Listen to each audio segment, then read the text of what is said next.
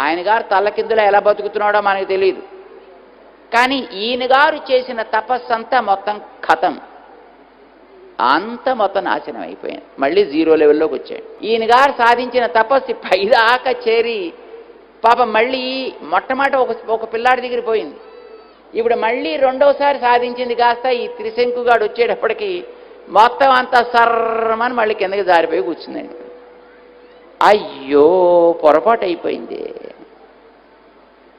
కోపం ఎంత పనిచేసింది అని అనిపించింది.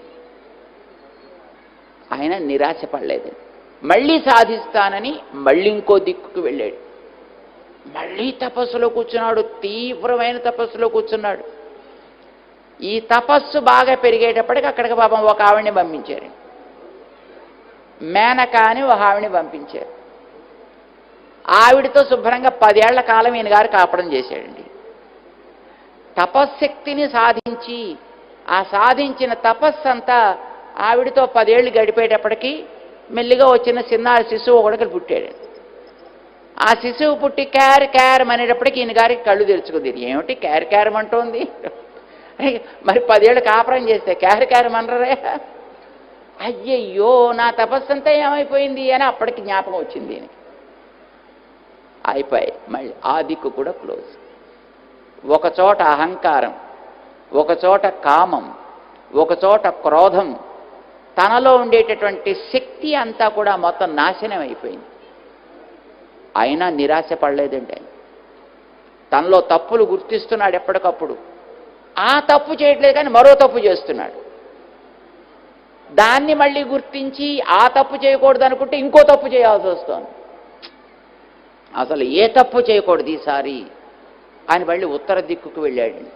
కూర్చున్నాడు మళ్ళీ తపస్సులో 10,000 సంవత్సరాల కాలం. ఆ తపస్సు యొక్క తీవ్రతకి చాలా దేవతలంతా కూడా భయపడి బ్రహ్మగారి దగ్గరికి వెళ్ళి, అయ్యా బ్రహ్మ, వాడు తపస్సు చేస్తుండే మొత్తం అంతా నానగాబరా అయిపోతున్నావయ్యా, మేము వెళ్ళి వాడిని కాస్త అనుగ్రహించవయా అంటే అక్కడికి బ్రహ్మగారు వచ్చి, ఏమయ్యా నిన్ను రాజర్షిని చేస్తున్నానయా అన్నాడు. నేను ఇంతకాలం తపస్సు చేస్తే రాజర్షిని నువ్వు చేసేది, నేను బ్రహ్మర్షిని కావాలి, నేను నన్ను రాజర్షిని అంటావా, నీ రాజర్షితో నాకేం అక్కర్లేదు పో అన్నాడు. మళ్ళీ తపస్సులో కూర్చున్నాడండి. బాగా తీవ్రమైన తపస్సు చేశాడు ఆయన. తపస్సు చేసి తపస్సుని పూర్తి చేసి ఒకనాడు తను ఏదో తిందాం అని అనుకునేటప్పటికీ మళ్ళీ అక్కడికి రంభని పంపించాడు పాపం ఇంకొక ఆయన, మళ్ళీ ఇంద్రుడు వారు.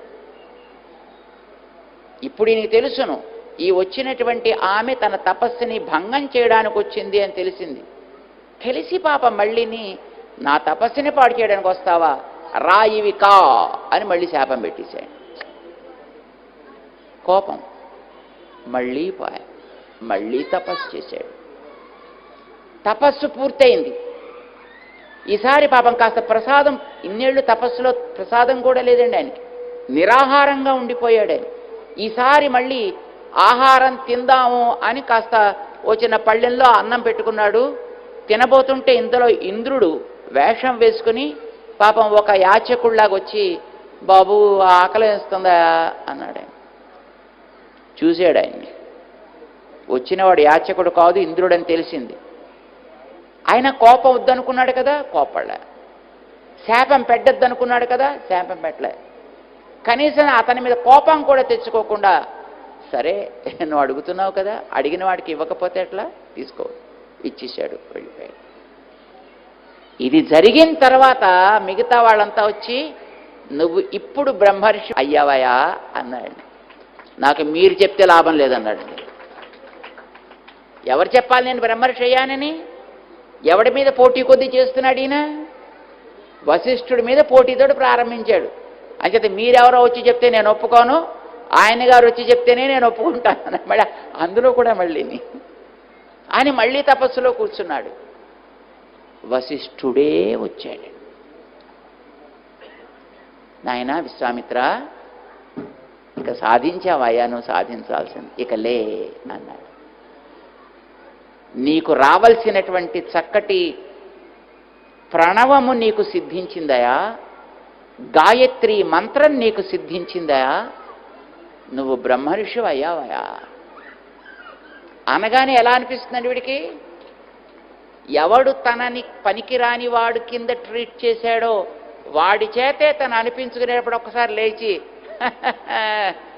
అని మీసం మెలివెయ్యాలని అనిపిస్తుంది. అనిపించలేదండి ఆ మహానుభావుడికి. అంటే విశ్వామిత్రుడు అంత పరిపాకం చెందాడన్నమాట. వెంటనే పాపం వశిష్ఠుల వారికి సాష్టాంగ నమస్కారం పెట్టాడు.